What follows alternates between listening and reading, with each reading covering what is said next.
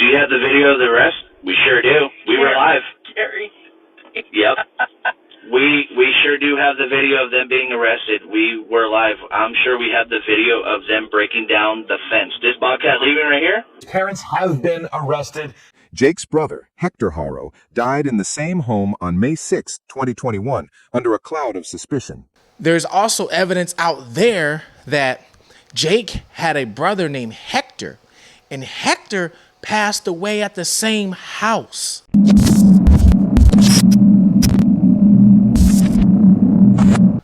Welcome, this is Fugitive TV, and I'm your host, Ray Marcel, the fugitive that was on the run himself for 15 years at one point in his life. And today, what we're going to do is give you an update on Jake and Rebecca Haro. There's some evidence out there of why they got arrested. I'm going to break down to you, if you don't understand like how and why they were actually arrested, like there's how they got enough evidence. I'm going to break down to you basically where they messed up at that led to them getting arrested. Department out here all morning long investigating at the home of that couple. Let's see if we can push in here to where you can see the forensics team back there investigating. You know, it was just about this time last week. We were standing there on the front porch talking with the parents as they were making an emotional plea for help, claiming their child had been kidnapped. Now, precisely 1 week later, both of them under arrest on suspicion. Sheriff's deputies sealing off the entire property as investigators search for clues as to what really happened. And not only that, there's also evidence out there that Jake had a brother named Hector, and Hector passed away at the same house back in, I think it was 2020 or 21. We're going to look that up too. And his passing is very, very mysterious of what's going on. And Jake's out in the field right now with the police looking for Emmanuel. The father of Emmanuel Haro was with investigators today during the search for 32-year-old Jake Haro was arrested Friday for Emmanuel along with his wife Rebecca. You can see him right here in a red jumpsuit with search and rescue teams. So let's break all this down. First, if you didn't know, Jake and Rebecca, they got arrested, right? They got arrested for suspicion of pretty much unaliving, the M word, whatever you want to say it. You know, YouTube don't like it. So they got arrested for suspicion of that. So that's what they got arrested for.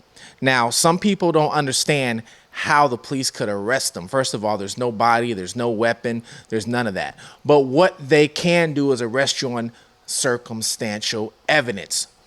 One, let me break this down to you. Depending on what they were saying in the investigation, as in when they were investigating Jake and they were investigating Rebecca, depending on what they said, and if they incriminated themselves, that can lead to a part of, you know, self-incrimination, but it can also lead to circumstantial evidence. Now, they did say Rebecca had holes in her story, and then she just declined to keep doing the interviews after that. And pretty much, you know, Jake lawyered up. We didn't see Rebecca's, but we know Jake lawyered up, and Jake's lawyer was like, I have nothing to do with Rebecca. So I think Jake might throw her under the bus anyway, like he did his last wife. But let's not forget, Jake has been through this before. Jake has been through this before because why? Remember, he had a prior charge with his other kid, and we all know what happened with the other kid. So Jake has experience. If you're a criminal and you keep going in and out of jail, all right, let's look at it this way. You get into your first ever, let's say charge, you get in trouble your very first time. It's your first time talking to the police, your first time talking to investigators, it's your first time going to court. You don't know nothing. You're not experienced. So when investigators start talking to you, you might start blabbing away, talking away. That's what they want you to do. They want you to blab away because you might tell on yourself, and now they're going to do is poke holes in your story. So Jake has been through this before. So Jake is probably smart enough to be like, I ain't saying nothing. I'm keeping my mouth shut. Let y'all talk, because they said Rebecca, remember? Rebecca had holes in the story. They didn't say Jake, they said Rebecca. So Rebecca has not been through this before. So she was getting interrogated and got caught up, and then probably Jake was like, hey, bro, you got to keep quiet. They're catching on, and you got to stop it.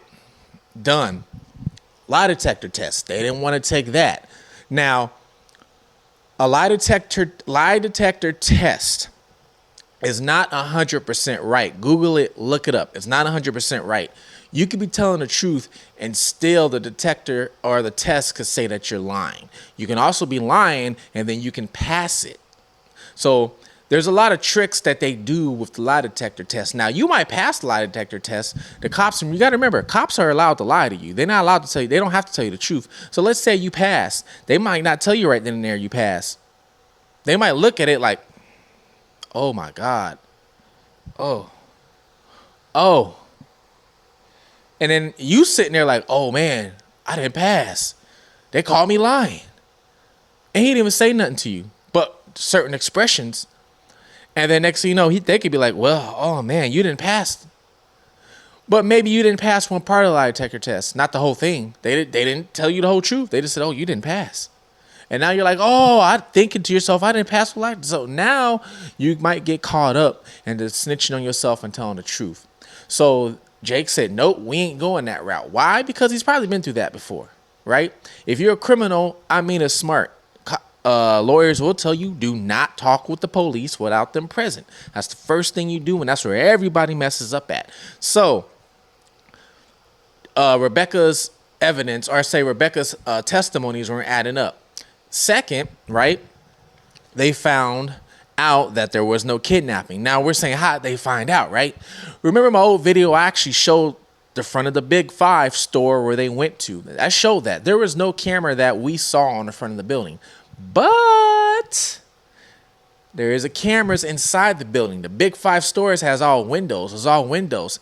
There's a camera that's pointing out the front door, out those windows. And supposedly Rebecca pulled up right in front of the big lot. So if she pulled up right in front of the big lot, and let's say Rebecca and Jake didn't know that the cameras inside face outside because there's windows, they probably didn't know that. They probably went to the parking like, oh, we don't see no cameras out like we were doing, like the video. We don't see no cameras out here, but there's a camera inside pointing out at the lot because it's all glass. So they probably went and run the footage and saw that, hey, there was never a kidnapping. Second, third, in my old video, if you remember, in the other video I posted, they found clothes in a dumpster that was by the house. Supposedly. They haven't confirmed it, but supposedly they found clothes. 4. We're going to go to 4. We all know they raided the house. They searched the house. They took phones. They took laptops, whatever they could. Supposedly there's also evidence that there was no baby pictures. There was no pictures of Emmanuel anywhere in the house. It was like he didn't exist. No toys. There was no clothes, no nothing. Now we're going to get to one of the most important evidence that you can go to jail on. They found DNA in the house, supposedly blood splatters, blood spills on the carpet. Now, you're probably thinking to yourself, well, they did this and they cleaned it up. They probably did try and clean it up. And I'm going to tell you where it went wrong. Say after interviewing them multiple times, that story quickly fell apart. Rebecca said she was attacked and knocked unconscious in the parking lot of a Big Five store in Yucaipa. We heard from her in a, I guess you could call it a tearful interview, although we did not technically see any tears coming from her eyes as she was crying, where she says she was knocked unconscious, regained consciousness, telling investigators her baby had been taken, he had been kidnapped. After that disappearance, the boy's parents came under scrutiny, and the San Bernardino County Sheriff's Department said investigators found inconsistencies in their story. So when blood spills on the carpet, this is where a lot of people mess up. Blood spills on the carpet. It seeps down to the bottom of the carpet. Then it seeps down to the foam, to that padding that's underneath the carpet. Once it seeps down to that, underneath there, you either have 2 different types of floors. You either have concrete or you have wood. If it's wood, you in trouble because wood has the pores in it and wood just pretty much absorbs everything. Even if wood's been like water treated, it will absorb. So it will absorb blood. So if it seeps to the carpet, seeps to the padding, then it seeps to the wood. Even if you wash the carpet, you replace the carpet, it's in the wood. And let's say where a lot of people mess up at, oh, there's blood all over the carpet, I done did something. Let's wash this out with some soap or some Pine Sol. Man, when I was locked up, I heard all kind of stuff, what they was trying to do. You got the spill, right? And then you get some soap or some water, you're trying to clean it up. You ain't cleaning up the DNA that way. It don't work that way. You're just smearing it around. You're actually making it wet. And when it's wet, it's going to seep more into the cushion, seep more into the wood. And then when they went into there, they probably looked at the carpet. And the carpet probably didn't show anything. But they got lights. They got special equipment that shows splatter. It shows DA spillage. It shows it on the walls. Even if you tried to clean it off the wall, it's going to show that. So what happened? They saw it on the carpet. They cut that piece of the carpet out. They probably saw it on the padding underneath the carpet. Then they probably saw it, cut the padding out. And then they probably saw it on the wood. So they cut the wood out. And now they got evidence. Now, just because they have that does not mean they're guilty. It does not mean they're guilty. But that's circumstantial evidence, enough to put them and lock them away. There's still no weapon. There's still no body. But there's enough circumstantial evidence for the judge to be like, all right, yes, put a warrant out for their arrest on suspicion. That's why I guess it's suspicion, right? Now it's up to the police to try and put it all together. And not only that, get them to tell on each other, because that's what they're probably doing now, is getting them to tell each other. Jake already told his wife once before, so I already know the game. Cops are probably going to Jake like, hey, Jake, check this out. We know the last case you was in, remember the last case with your daughter and what you did? Oh, I'm sorry, not what you did, but what your wife did. And they probably got in his feelings. And they're like, yeah, Jake, we know you weren't really responsible for all that. And we know your wife did it all. Your ex-wife did all that stuff. Is it possible your wife now, Becca, did the same thing or did something even, And then they're probably going to Becca, pretty much probably doing the same thing. Hey, Becca, now we know you got these black eye. And supposedly she got another black eye now. Did he beat you? Did he do this to you and tell you like, hey, if you keep your mouth shut, you won't end up in the field somewhere too? And then if they get into your feelings, now what happens? Now they're snitching on each other. The first one pretty much to open their mouth and start snitching is the one they're going to ride with. And then if his evidence, or I should say what he's saying, matches more closely with the evidence, they're going to ride with him and have him or her testify on the other. And that is what's going to happen in almost every single one of these cases where all y'all mess up. Instead of just keeping your mouth shut. Now, I have no empathy for any of these two. Don't get me wrong. Don't get me wrong. I hope they get locked up. Because when they get locked up, people like them, I feel sorry. They getting their lunch money taken. Ain't no lunch money. They getting their lunch taken. They getting their food taken. They getting all kind of stuff. Now, I don't know about where they're going to go. And they're probably going to be PC'd up, which means protective custody. But still, even in PC, stuff can go wrong. It can go wrong. Next thing you know, you washing somebody's drawers every Monday, Tuesday, Wednesday, Thursday, Friday. And if you ain't doing that, they ain't your drawers, if you get what I mean. Now, we also know that Becca had a brother, or has a brother, and the brother is actually in prison right now doing time for taking out his wife. And he tried to cover it up and make it look like she did it herself. So if her brother did that, and when her brother did do that, did her brother talk to Becca before the cops come and was like, hey, sis, this is what I did? And she tried to help him cover it up too? We don't know. It could be possible. It could very well be possible. And then another thing on top of that, what the media is not talking about, which I understand, Jake had a brother named Hector Haro, and Hector passed away in the same house. Supposedly, he passed away, they're saying maybe from an overdose or something like that. I didn't believe it at first, and then I found the obituary. I found the evidence. I found the calls to where the policeman showed up at the house. It's kind of suspicious. Now, they didn't do an autopsy, but let's say something happened with Hector. Let's just put our thinking caps on. What if something happened to Hector in the house? And then the spill that they just found, the blood they just found was Hector's and not Emmanuel's. Wouldn't that be a twist if the blood they found in the house was Hector's and not Emmanuel's? Anybody think about that? And why are these people getting off in the house or beat up? What's going on? The house need to be burnt down. Y'all saw the my last video. They tried to burn the house across the street. I think they was probably trying to burn their house down and got the house wrong. I hope. And now somebody broke into the house, and is selling tickets doing a tour. Now, I know they got all the evidence to the house, because if they did not have all the evidence, they would have sheriffs or police or somebody outside guarding the house so they can get more evidence. That's the way it works. But if there was nobody outside guarding, they're done with the house. They done with it. So people can do whatever they want. I'm not saying go do it because you're going to get in trouble, it's trespassing, whatever else. But all I'm saying is they're gone. They got all the evidence they need. And now they got Jake out in the field with the police, helping them look for Emmanuel. So did Jake confess? Did Becca confess? Why are they in the field? They know something. Jake told them something, or they found out something. Or it's Jake leading them on a wild goose chase to where they're not going to find nothing. All right, we're going to take a look at what I just found, all right? This is Hector Jacob Haro. This is his obituary, so you know that he existed.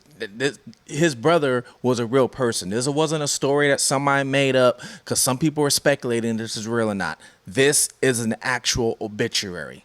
February 5th, 1991 to May 6th, 2021. So he was, 20 years old? 30 years old. He was 30 years old, okay? And he looked like, ain't no mistaking it. That was his brother, right?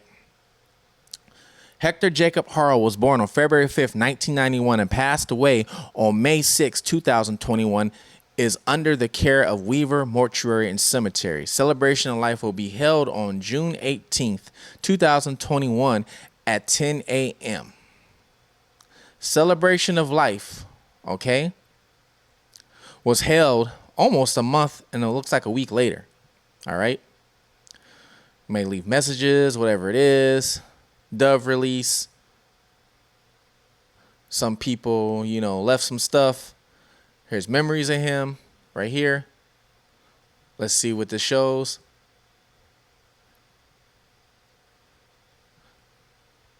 And a tribute. All right, let's see here. What we got. There's Hector. So I don't know whose little girl that is. Let's turn this down.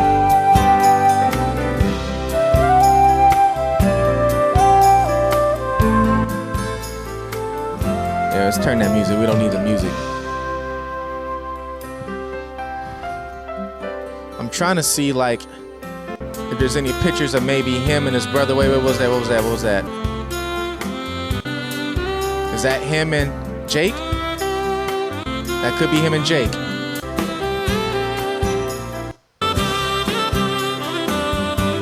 Is that his nephew? Is that Jake's son? Because Jake has a son, Jake Haro Jr., that Jake's cousin took away. Oh, this music gotta go. Yeah, that's too much. I can't deal with it. All right. And sorry I'm skipping through it. I'm not this video 10 minutes long. I'm just trying to skip through it and just see, if we see something here.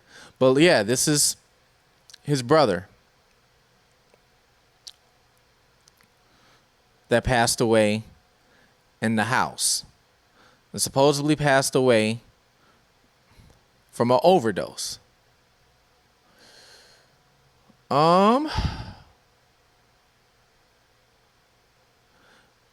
It looks like that's the only... Not a lot of people left messages for him. Interesting.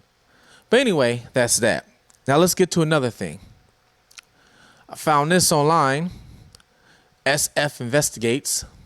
I obtained all the calls for the Service Riverside County Sheriff's Department that has been at the address of Jake and Rebecca Haro since 2020. It's interesting. There was an unattended out of doctor's care, death at the house on 5/6/21. 5/6/21, right?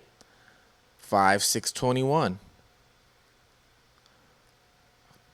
January, February, March, April, May. 5/6/21. Let's go back to the call log. I tried to look this Spears up. All right, so here you have the date, you have the time. I believe it's the time of the call. I don't know if it's the time of the arrival. That part I'm not sure. Everyone's different. Nature of the call. I tried to look this up. SPERS. I couldn't find it. There's a few of them. There's this one, and there's two more down here that happened this year. So I wonder what this one was. I'm not sure. So as you see, all the addresses are the same. These are the call numbers. So PC, I looked that up. That was like petty theft or something like that.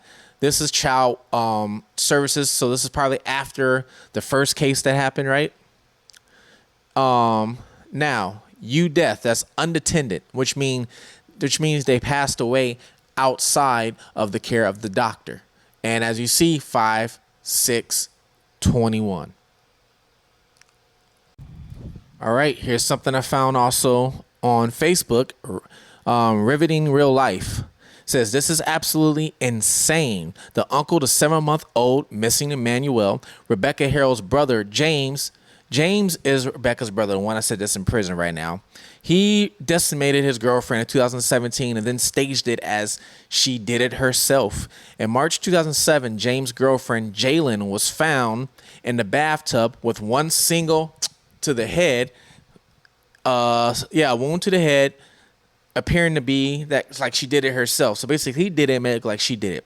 James had called the police and told them he found her after hearing what he described as a pop sound he assumed was the air conditioner.